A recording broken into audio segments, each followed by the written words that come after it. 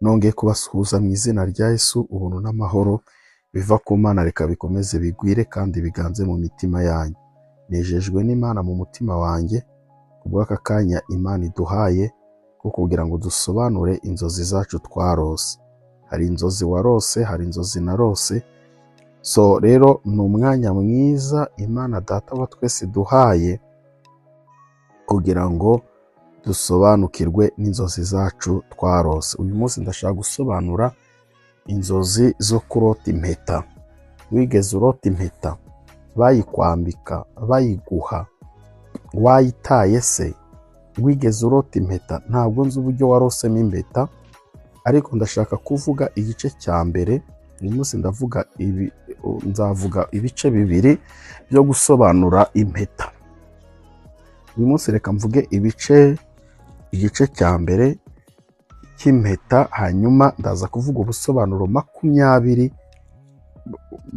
bwo kurota impeta. Ubusobanuro 20 busobanura inzozi zose zo kurota impeta. Imana y'amahoro rero ikomeze ibane namwe. Imana y'amahoro ikomeze ibarinde. Ubuntu bw'Imana bukomeze bubazenguruke. Hanyuma munyemerere rero manze shimira abantu bose bakoze subscribe. Imana ibahe umugisha. Namwe mutarabikora ndatekereza ko ari uko igihe kitari cyagera. Igihe nikigera ndabizi neza ko namwe muzabikora. Hanyuma wowe warose inzozi, ni byiza kuzandika muri komanteri, kuko iyo tubonye akanya turazisoma kandi tukazikora n'ikiganiro, kugira ngo niba hari undi mwene data warose inzozi nkazo, kugira ngo nawe abashe gusobanukirwa cyane kurushaho. Imana ibahe umugisha. Rero niba ukurikiranye mu biganiro byacu, ni byiza kuhava ariko ugasiga n'akamenyetso nyaboneka. Niba ikiganiro cyacu wagikunze, ni byiza kusiga n'akalike.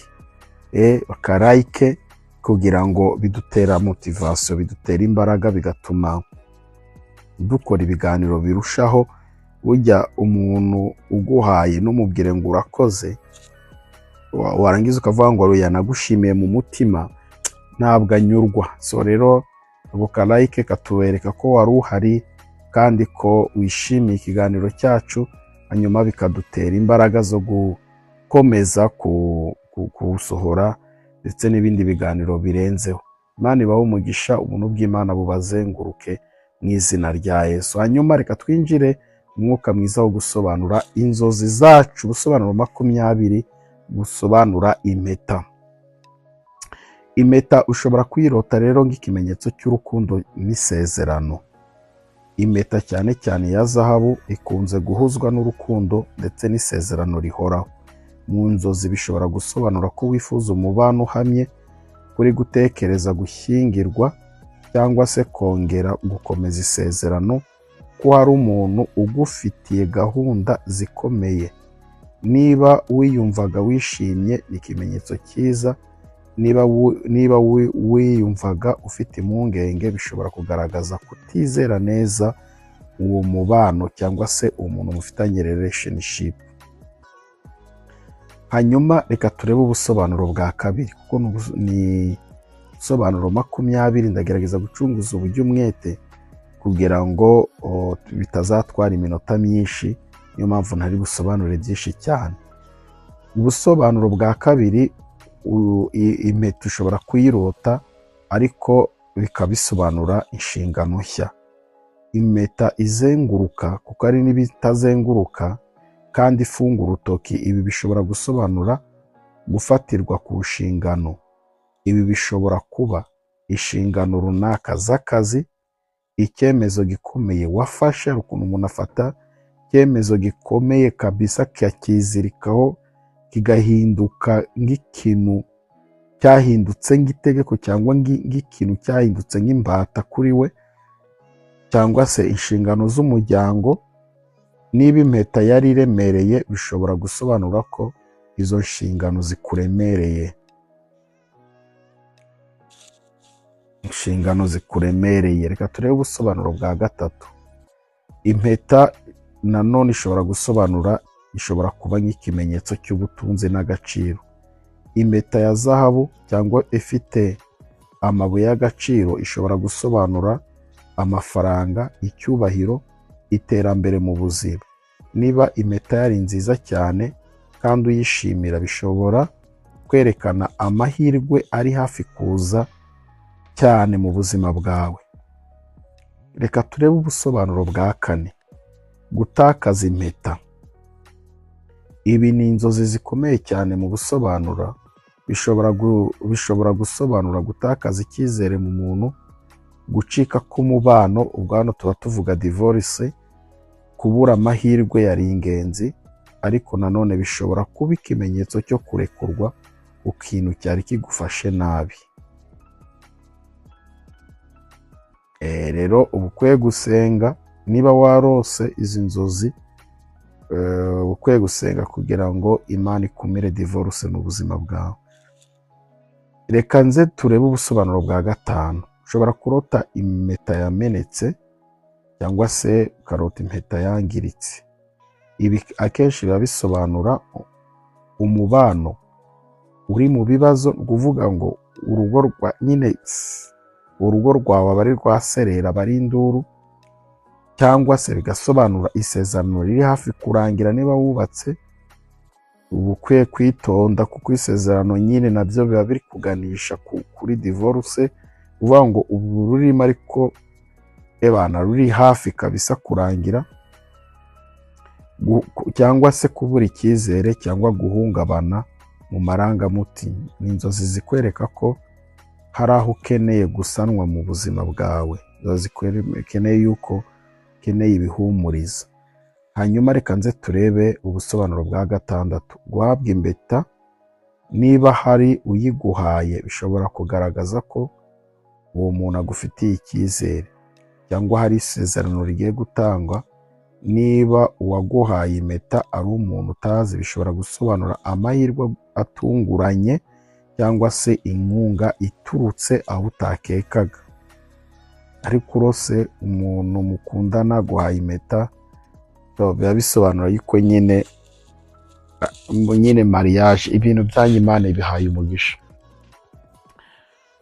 Ubusobanuro bwa 7. Ushobora kurota umuntu arimo kuguha impeta ukanga kwakira iyo mpeta. Ibi bishobora gusobanura kutitegura gufata inshingano, cyangwa se gutinya kwiyemeza kwinjira mu by'umubano, cyangwa se kwanga isezerano runaka mu buzima.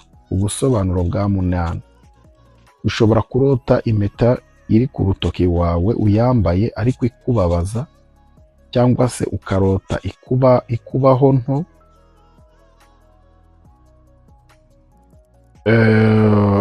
nyine ukawurota muri ubwo buryo. Ibyo rero bisobanura ko wumva ufungiranye, biba bisobanura ko wumva ufungiranye kandi ko hari igitutu mu buzima bwawe. Niba ari no cyane, bisobanura ko hari ikintu kitakubereye mu buzima bwawe. Bisobanura ko hari ikintu kitakubereye mu buzima bwawe. Ni ukuvuga ngo niba uri no mu rugo, biba bigaragaza ko wowe mu bantu utamwishimiye. Reka turebe ubusobanuro bwa 9. Impeta nini cyane. Urarose ariko urose impeta ni nini cyane. Impeta nini cyane ishobora gusobanura iki? Isobanura amahirwe aruta ubushobozi bwawe. Niba urose ukarota impeta ni nini cyane, bisobanura ko hari amahirwe aruta ubushobozi bwawe aje mu buzima bwawe, cyangwa se inshingano zikomeye cyane. Ariko nanone bishobora kuba ikimenyetso cy'uko hari ikintu kinini kigutegereje, ari ikintu kinini cyane ariko cyiza kigutegereje. Ubusobanuro bwa 10. Impeta ishobora kuba ikimenyetso cy'ubuzima budafite iherezo. Kubera ko impeta itagira itangiriro cyangwa iherezo, ishobora gusobanura ubuzima bukomeza ibihe, ubuzima bukomeza ibihe, isezerano ry'igihe kirekire, isezerano cyangwa se isezerano ry'igihe kirekire. So munyemerere rero tuvuge ubusobanuro, ubwo twari tugeze ku busobanuro bwa 10. Reka tujye ku busobanuro bwa 11. Ushobora kurota impeta nanone ikaba nk'ikimenyetso cy'ubuyobozi n'ubushobozi. Mu bihe bya kera impeta cyane cyane iyo umwami yasobanuraga ububasha n'ubuyobozi. Mu nzozi rero ishobora gusobanura ko ugiye guhabwa umwanya w'ubuyobozi cyangwa ko ufite ubushobozi bwo kuyobora ariko utarabumenya neza. Ufite ubushobozi bwo kuyobora ariko ntabwo urabumenya neza. So kabiri 12 impeta nk'ikimenyetso cy'ubwiru cyangwa se ibanga. Impeta ushobora kuyibona nanone mu nzozi ariko bikaba bisobanura ikimenyetso cy'ubwiru cyangwa se ibanga. Impeta ishobora gusobanura isezerano ry'ibanga hagati yawe n'undi muntu, ikintu gihishe mu buzima bwawe kitagaragara ku bandi. Kuvuga ngo bari ikintu gihishe mu buzima bwawe kitagaragara ku bandi. Ubusobanuro bwa 13, impeta nk'ikimenyetso cy'icyizere mu mwanya wawe. Niba warotaga wambaye impeta wumva ufite icyizere, bishobora gusobanura ko wiyemera, ko wiyubashye kandi wumva ufite agaciro. Impeta nanone ishobora kuyirota nk'ikimenyetso cy'ishyari cyangwa se irari. Niba warotaga impeta nziza cyane kandi wumva uyifuza, nziza cyane kandi wumva uyifuza, bishobora gusobanura irari ry'iby'abandi, kuba ugira irari ry'ibintu by'abandi bafite, cyangwa se kwifuza kugera ku rwego runaka rw'ubuzima.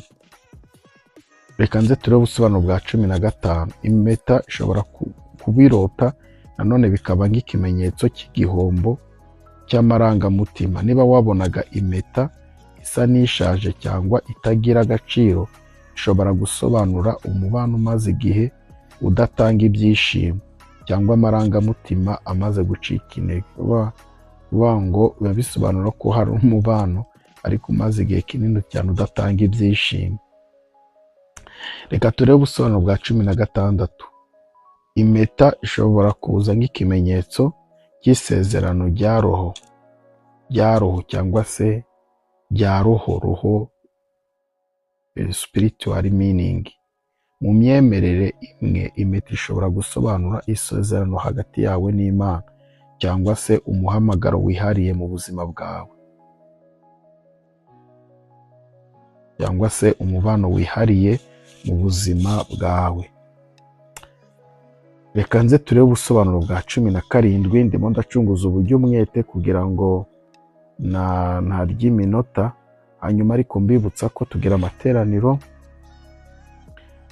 online bitewe n'ibibazo by'isengero, n'amateraniro yo gusengera inzozi zose twarose, kugira ngo inzozi zose twarose Uwiteka Imana azihinduremo umugisha, uko ari inzozi twagiye turota. So rero tuba tukwiye kuzisengera nazo kugira ngo Imana izivunjemo umugisha. Rero tugira amateraniro tuyagira online. Ushaka kubana natwe muri ayo materaniro, ureba video iba iri muri description ya video, haba harimo nimero yacu tuba twarayisizemo. Uratwandikira kuri WhatsApp, wamara kutwandikira hanyuma tukaguha link ukaza ukabana natwe mu materaniro. Ni amateraniro yo kubohoka, ni amateraniro ya deliverance. Ushaka kubana natwe rero, Imana irakora kandi ikorera mu gihe icyo ari cyo cyose, ikorera ahantu aho ariho hose. Ushaka kubana natwe muri yo, uratwandikira rero tukaguhereza gahunda yayo. Imana ibahe umugisha. Reka dukomeze n'inzozi zindi zikurikiye. Twari tugeze ku nzozi za kangahe? Twari tugeze ku nzozi za 7 niba ntibeshye. Twari tugeze ku nzozi za 7, za 17 niba ntibeshye.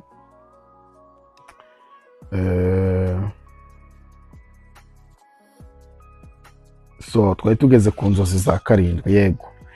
Inzozi za 17, impeta nyinshi icyarimwe. Ushobora kurota ukarota impeta nyinshi icyarimwe.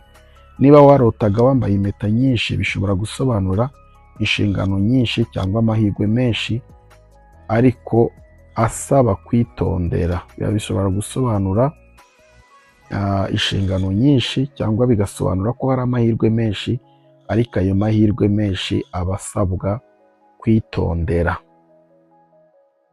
Ushobora kurota rero impeta yawe iguye mu mazi. Ubwo ibyo bisobanura iki? Bisobanura amazi asobanura amarangamutima mu nzozi.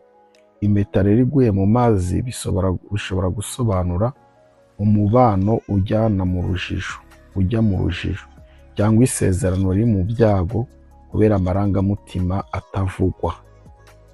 Ni ukuvuga ngo ni kwa kundi nyine abantu baba bataganira ari babiri. So rero ibyo bituma impeta igwa mu mazi. Ni ukuvuga ngo ibyo bituma nyine urira itembamo imbere, udasohora amarangamutima yawe, kandi ibyo bintu ni bibi cyane. Reka turebe ubusobanuro bwa 19. Ushobora kurota urimo kugura impeta. Ibi bivuze iki?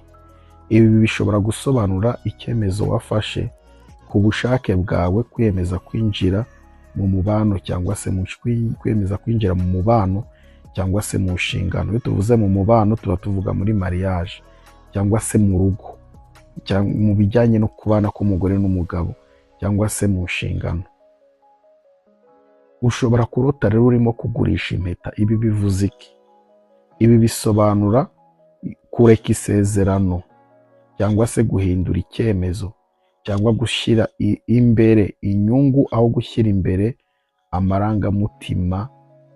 Hamwe niwarose urimo kugurisha impeta, biba bivuze ko ushyira inyungu zawe imbere kurusha gushyira inyungu z'umubano, cyangwa se z'urugo rwawe imbere, cyangwa se z'urukundo, z'ibintu nyine. Biba bigaragaza ko icyo gihe uba urimo kureka isezerano, ariko biturutse ku cyemezo cyawe bwite, kandi ibyo bikaba biturutse mu gushyira imbere inyungu zawe, aho gushyira imbere amarangamutima. Icy'ingenzi rero kurushaho bukwiye kumenya ni uko impeta ya mu nzozi akenshi iba isobanura isezerano, inshingano, urukundo, cyangwa se agaciro kawe, cyangwa se bikavuga ikintu gifite ireme rikomeye mu buzima bwawe. Niba wararose impeta rero, ngushyiriye umuco ku nzozi zawe. Imana ikomeze iguhe umugisha, ubuntu bw'Imana bukubeho mu izina rya Yesu, amen. Hanyuma ikindi gice cya mbere tuzagerageza dukore n'igice cya kabiri.